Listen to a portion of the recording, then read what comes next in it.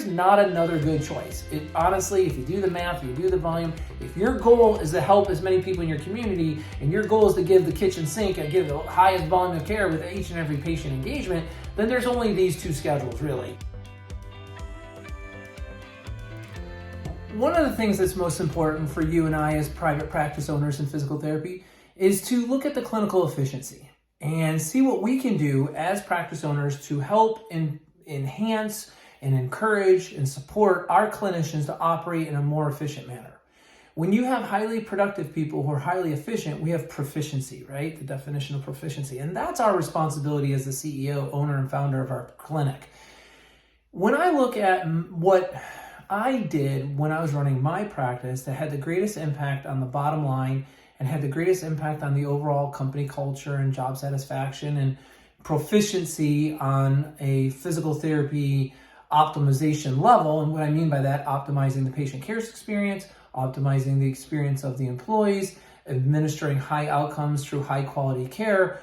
It really required us to look at our structure first, our system second, and our people third, so that if we had the right structure with the right systems, we could put the right people into the place and educate, and train them on how to perform at the highest level possible.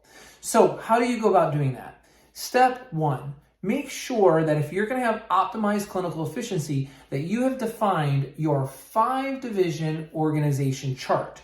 Division 1, personnel, HR, administration, onboarding, hiring, recruiting, staff retention, policies and procedures. Make sure that you have a terminal there who's responsible for that and can adhere to the discipline that's required to communicating with your staff ongoing about the policies and procedures, about their status sheet, about their weekly statistics and the monthly metrics for the practice.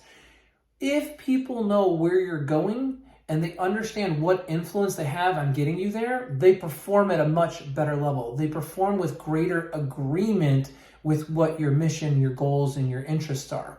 When they're in mystery about how am I scored, how am I rated, oh, one more thing you're asking me to do, their efficiency goes way down because they start picking and choosing what they think is most important instead of you being an establishment officer and establishing to them the priority of the duties, tasks, roles, responsibilities, outcomes, and products that you are looking for from each and every position in your practice, both admin and clinical.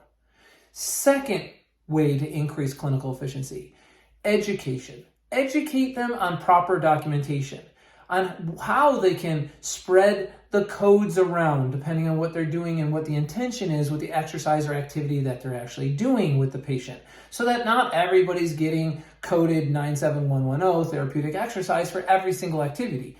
When the intention is neuromuscular balancing, co-contractions, vestibular, or something of that nature, or it's therapeutic activities, how to better enhance their ability to put a gallon of milk in and out of a fridge or go up and down stairs. So just make sure that your staff is fully educated on the definition and utilization of each and every CPT code and how they could properly document what's required and necessary for them in their clinical application, in their clinical note. What we don't want is we don't want them to be over-documenting and under-documenting. So education. Number 3, get them to understand and get their agreement with there's 2 main reasons why you went to PT school. Number 1, to help as many people in your community as possible, help them advance and recover from their condition and get to the highest level of function possible. So the whole reason why we became physical therapists is for me to help as many people, to help improve the health and quality and well-being of the people in my community and my society so that we had a highly functioning neighborhood of people. It's so much better when you're known as the company where when people are hurt or people are suffering from this, that you can do something about it, that you have an ability to actually raise their conditions physically and functionally and independently. So do that and know and remind your therapist, this is one of the main reasons why you went to PT school, is to come out of school and organize yourself onto a particular schedule, which we're going to talk about next, that is most efficient in helping people, most efficient in allowing you to practice your craft. Physical therapy is art and science, and we need to be able to have both that time to have that personnel connection and relationship, also the time to apply our clinical, manual, orthopedic, sports medicine skills to resolve the conditions we're treating. After that, It's all about the second main reason why you went to PT school, production.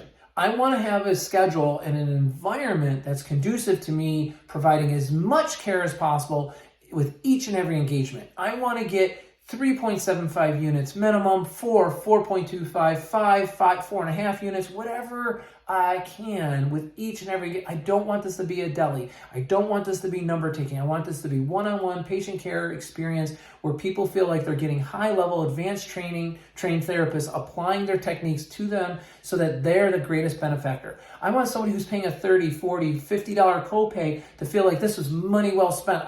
This is so much better than watching Bob and Brad on YouTube, which I love Bob and Brad. But look, man, we can't be treating people through YouTube. We have to absolutely be applying high-level clinical skills and management of those skills and the progression of those skills through good clinical care. So let's make sure that we are giving as much production, as much care with each and every engagement as possible. So the two main reasons, seeing as many people as we possibly can that is ethically and matches with our personal integrity. And number two, give as much volume of care with each and every engagement.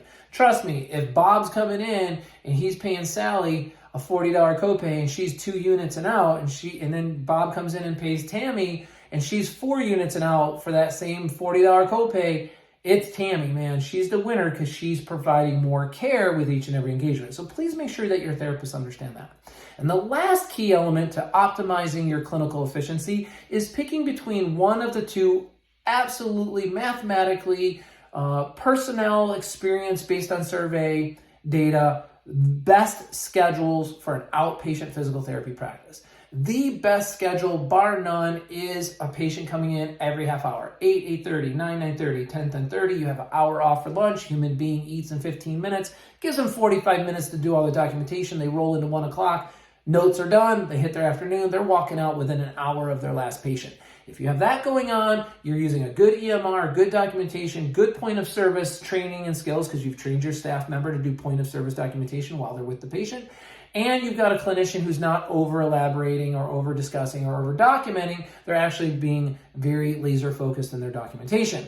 So that is the ideal schedule. Now, keep in mind, there are 4 skills that you have to have so that you're ethical with Medicare, ethical with the commercial carriers, and you're going back and forth and you're not doing group when you're not doing group, and you are charging group when you are charging group. So learn those 4 techniques, point of service documentation, using care extenders, 5 minutes early, 5 minutes late. I'm not going to get into all those solutions, but you need to research, find a group, either whether it be us or somebody else, who can hat and train you and your therapist on how to best do that. Because this is not a Medicare issue, this is not an ethics issue, this is not a problem.